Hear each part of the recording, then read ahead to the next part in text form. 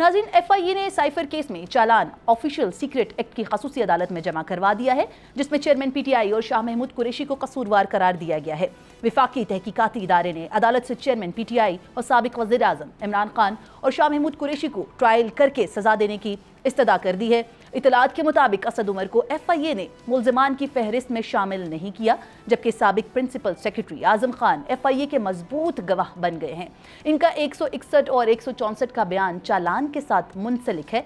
ज़राए के मुताबिक चालान में कहा गया है कि चेयरमैन PTI ने साइफर अपने पास रखा और स्टेट सीक्रेट का गलत इस्तेमाल किया। साइफर कॉपी चेयरमैन PTI के पास पहुंची लेकिन वापस नहीं की गई।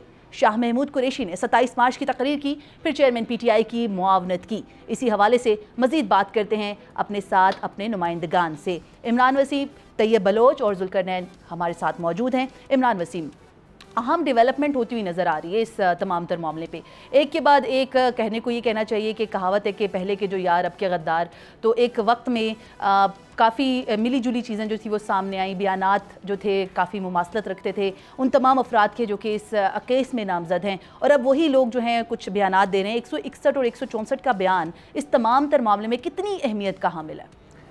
देखिए नीलम, साबिक प्राइम मिनिस्टर के जो साबिक प्रिंसिपल सेक्रेटरी है आज़म खान, आप अगर वो साइफर का चलान देखें जो रिपोर्ट किया गया है उसमें कहा गया कि टोटल 28 विटनेसेस जो है उस समय शामिल किए गए हैं इस चलान में, और उसमें वो तमाम गवाहों के नाम शामिल किए गए हैं। जब ये साइफर वजारत खारजा में आता है, वो साइफर जब वहाँ से कॉपी हो गया, क्योंकि ये तो एक डिप्लोमेटिक लैंग्वेज में लिखा हुआ एक लेटर था ना, इसको जब आप ट्रांसलेट करते हैं इंग्लिश लैंग्वेज में, तो उसके बाद फिर जब ये कॉपियाँ बन के वजारत खारजा से निकलती हैं वज़ीर आज़म ऑफिस तक, तो जो तैयार करने वाले हैं, जो हैंड ओवर करने वाले हैं वज़ीर आज़म ऑफिस के जो जॉइंट सेक्रेटरी वहाँ पे गए थे, फिर वज़ीर आज़म ऑफिस में जिनके हैंड ओवर किया गया, और फिर वहाँ से जिस तरीके से ये चेयरमैन PTI के सपोर्ट किया गया, हवाले किया गया, उन तमाम लोगों को इस केस में विटनेस के तौर पर शामिल किया गया। 28 गवाह बताए जा रहे हैं, जिसमें सेक्रेटरी भी हैं, जो अमेरिका में पाकिस्तान के सफ़ीर थे उनको भी शामिल किया गया है, और एडिशनल सेक्रेटरी भी शामिल हैं, साबिक वज़ीर आज़म के साबिक प्रिंसिपल सेक्रेटरी भी शामिल हैं।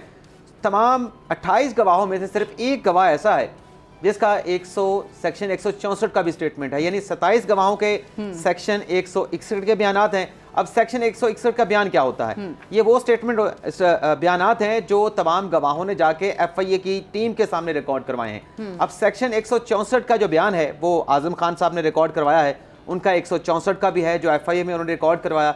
164 का बयान उन्होंने मजिस्ट्रेट के सामने जाकर रिकॉर्ड करवाया है, और उस बयान की जो सेंसिटिविटी है वो 161 के बयान से बहुत ज़्यादा होती है। बिल्कुल। तो जैसा कि आप खुद अपनी बात में कह रहे थे कि माजी के जो यार थे आज वो गवाह बन गए हैं चेयरमैन PTI के खिलाफ, तो आज़म खान जो हैं इस केस में चेयरमैन PTI के खिलाफ जो है प्राइम विटनेस के तौर पे जो है इस चलान में उनका नाम जो है शामिल किया गया है। अच्छा, इसमें एक और चीज़ भी है जो एक सवाल होना चाहिए। चलान तो आज दाखिल हो गया मुतलका अदालत में, अब आगे क्या होगा? असल तो प्रोसेस जो लोग जानना चाहते हैं कि इस चलान के सबमिट होने के बाद अब आगे अगली कार्रवाई क्या होगी, प्रोसीडिंग क्या होगी। तो ये चलान आज जमा हुआ है, 10 अक्टूबर की तारीख डाली गई अदालत की तरफ से, यानी 10 अक्टूबर को चेयरमैन PTI शाह महमूद कुरैशी को साइफर अदालत के सामने पेश करना है।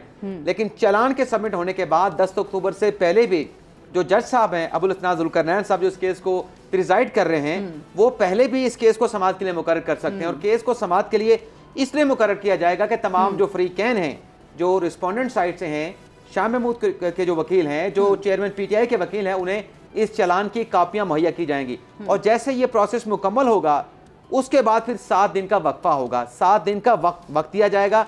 7 दिन के बाद जो अगली हेयरिंग होगी, जो अगली समाअत होगी, उसमें मुल्ज़मान पे फर्द जुर्म लगाई जाएगी, उनको चार्जशीट किया जाएगा, और जब चार्जशीट मुल्ज़मान हो जाएंगे उसके बाद फिर बाकायदा तौर पे ट्रायल का आगाज होगा।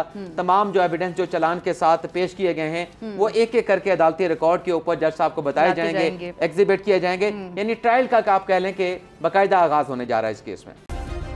सब्सक्राइब करें और बेल दबाएं ताकि कोई खबर रह न जाए।